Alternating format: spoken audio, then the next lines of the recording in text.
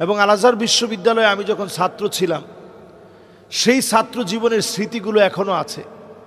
আল আজহার বিশ্ববিদ্যালয়ে তিনি যখন গিয়েছিলেন তিনি কোনো সংঘাত তৈরি করেননি, বরং মুসলমানদের এমন হিম্মত বাড়িয়ে তুলেছিলেন।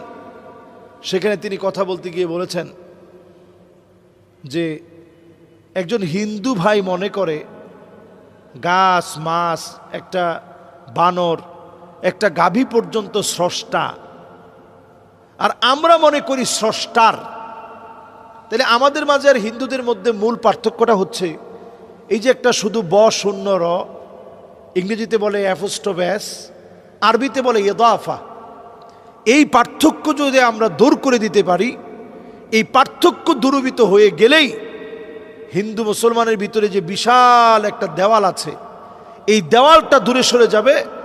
তারাও এক ঈশ্বরবাদ, এক আল্লাহ বিশ্বাসী হবে। কারণ তাদের ধর্মগ্রন্থ বলছে মা তাসিফাতি মা আস্তি, প্রভুর কোনো প্রতিকৃতি নাই, ফটো নাই, ভাস্কর্য নাই, মূর্তি নেই।